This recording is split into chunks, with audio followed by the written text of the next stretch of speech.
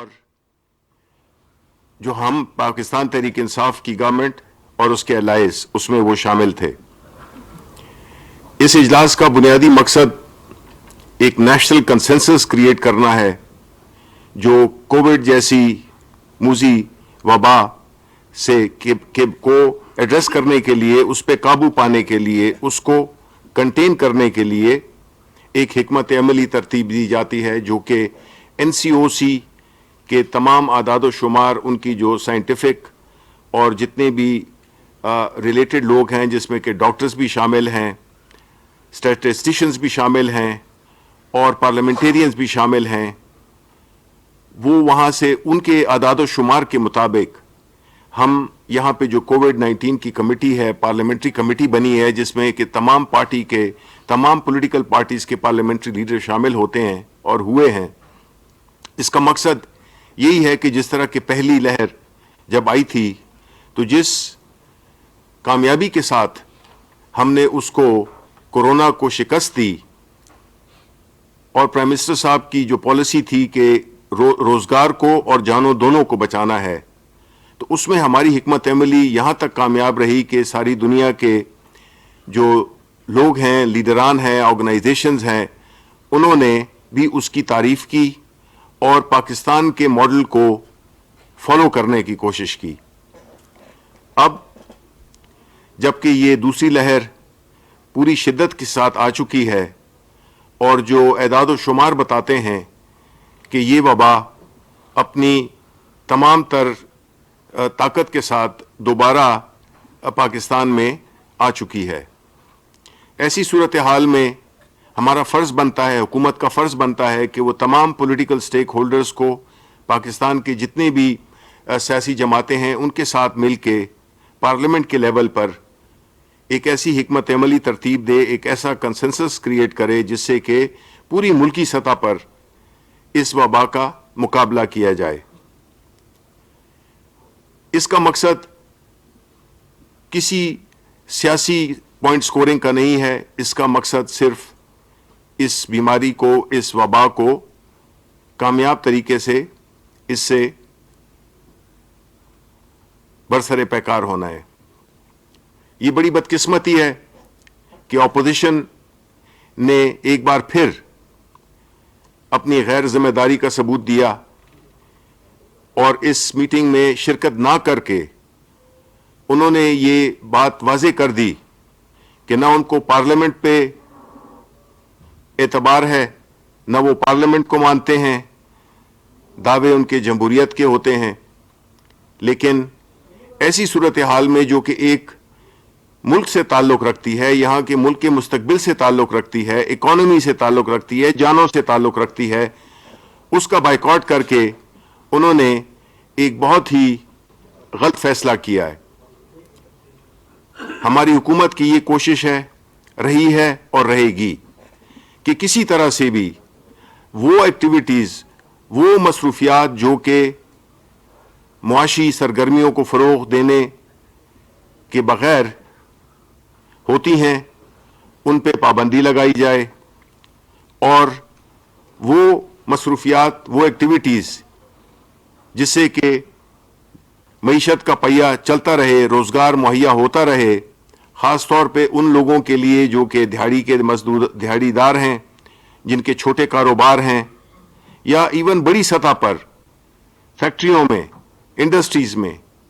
ایک خاص SOPs پہ عمل کرتے ہوئے یہ دونوں کو ہم ساتھ ساتھ لے کے چلیں. ایسی صورتحال میں ہم یہ توقع رکھتے ہیں اپوزیشن سے کہ وہ تعاون کرے اور اس موقع پر کوئی سیاسی پوائنٹ سکورنگ کے بجائے مل کر حکومت کے ساتھ، جب یہ کہتے ہیں کہ حکومت کے ساتھ کوئی مشورہ نہیں ہوتا، کوئی بات چیت نہیں ہوتی، تو یہ اس کا ثبوت ہے کہ یہ نہ تو جمہوریت میں ان کی دلچسپی ہے، نہ ان کی عوام کی فلاح، اور نہ اس ملک کی اکانومی کی بہتری ان کی ترجیحات میں سے ہے. یہ تو چاہتے ہیں کہ ملک میں خدا نخواستہ ایک ایسی صورتحال پیدا ہو جس سے کہ بے روزگاری بھی بڑھے اور اسپتالوں پہ بھی بوجھ پڑے. حکومت اس بات پہ مضبوط کھڑی ہے کہ ہم ود اپوزیشن اور وداؤٹ اپوزیشن کے ساتھ یا اپوزیشن کے بغیر ہم پاکستان کے عوام کی فلاح کے لیے، ان کی حفاظت کے لیے ہر وہ اقدامات کریں گے جس سے کہ ہمارے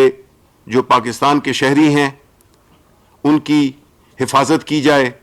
ان کی صحت کی حفاظت کی جائے اور ان کے روزگار کی حفاظت کی جائے۔ میں یہ سمجھتا ہوں کہ آج اپوزیشن نے اس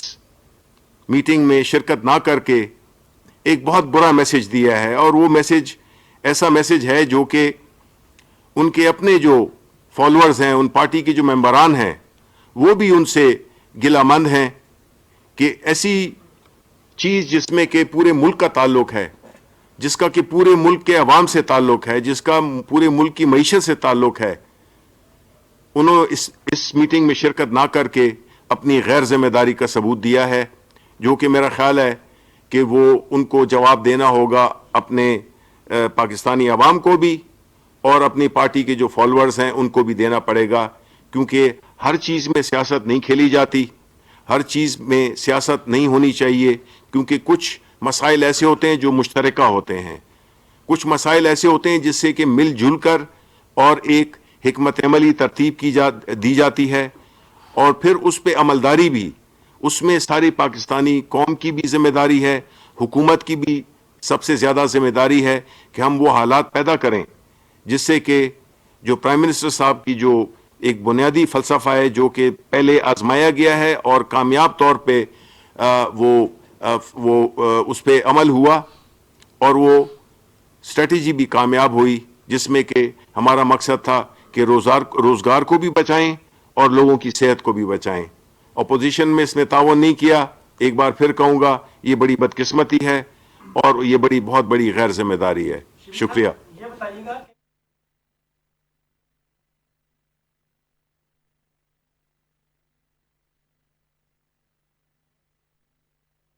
یہ جو بھی فیصلہ ہے تو یہ تو ظاہر ہے کہ ایک پارلیمنٹ ہے اور اس میں اپوزیشن کا بھی ایک رول ہوتا ہے اور حکومتی پارٹی کا بھی ایک رول ہوتا ہے اور ان کے الائز کا، لیکن چونکہ انہوں نے شرکت نہیں کی ہے تو ہم یک طرفہ طور پہ کوئی فیصلہ نہیں لینا چاہتے، اور ان کے ساتھ ہماری ایک ٹیم جو ہے ان کے ساتھ رابطہ کرے گی، اور چونکہ یہ قانونی ایک فرض بھی ہے کہ نیشنل اسمبلی یا سینٹ ان کو ایک خاص دن 120 دن مکمل کرنے ہوتے ہیں، تو وہ ان میں بھی اس کو بھی ایڈریس کرنا ہے اور طریقہ کار اختیار کرنا ہے کہ کس طرح سے اس صورتحال میں کب کیا جائے نیشنل اسمبلی کا یا سینٹ کا اجلاس۔ اچھا شبلی صاحب یہ بتائیے گا کہ ایک طرف تو حکومت نے پابندی لگائی ہے جلسے جلوسوں پر، لیکن اس کے باوجود آج بھی جمعیت کے ایک جلسہ جو ہے وہ لاڑکانہ میں ہو رہا ہے، اس کے بعد ملتان میں ہونے والا ہے، تو ہم اس کو روکنے کے لیے بھی کوئی آپ کے پاس کوئی پلان ہے، کوئی عمل درآمد کا؟ کیونکہ صرف آپ پابندی تو لگا رہے ہیں لیکن اس کے بعد پشاور کا بھی اجتماع ہوا، ایون جو سیاسی رہنما جو اس میں شریک تھے وہ بھی کورونا وائرس کا شکار ہوئے ہیں، تو عوام کی کبھی ریشو بعد میں آنا باقی ہے، تو اس کے لیے کیا کر رہے ہو؟ اور ملتان سب سے زیادہ جو ہے اس وقت متاثر ہے اور ملتان میں جلسہ ہونے جا رہا ہے 23 میں۔ سر اس میں یہ بھی شامل فرما لیں کہ پابندی عوام پبلک کرنے کو تیار ہی نہیں ہے جو حکومت بتا رہی ہے، اس کے لیے کوئی قانون سازی، کوئی آرڈیننس اس طرح کا بھی کوئی آگے؟ دیکھیں جی، پہلی بات تو یہ ہے کہ اس میں تمام قوم اگر ذمہ دارانہ طور پہ اپنا ایک رویہ نہیں اختیار کرے گی تو حکومت بھلے چاہے کچھ بھی کر لے، یہ جو بیماری ہے، یہ جو وبا ہے، اس کے پھیلاؤ کو ہم نہیں روک سکتے۔ پہلی جو لہر تھی اس میں عوام نے بھی تعاون کیا، اب جو صورتحال ہے اس میں یہ سمجھتا ہوں کہ اپوزیشن کا بہت بڑا کردار ہے اس ڈسپلن کو توڑنے کا، کیونکہ باوجود ہماری حکومت کی جو بھی دی گئی گائیڈ لائنز ہیں، اسلام آباد ہائی کورٹ کا جو فیصلہ ہے، جو کہ بالکل ایک غیر سیاسی فیصلہ ہے اور عدالت نے ایک فیصلہ کیا ہے، اس پہ عملداری نہ کرنا ایک لاقانونیت کی ایک جھلک اپوزیشن دے رہی ہے۔ ہم نے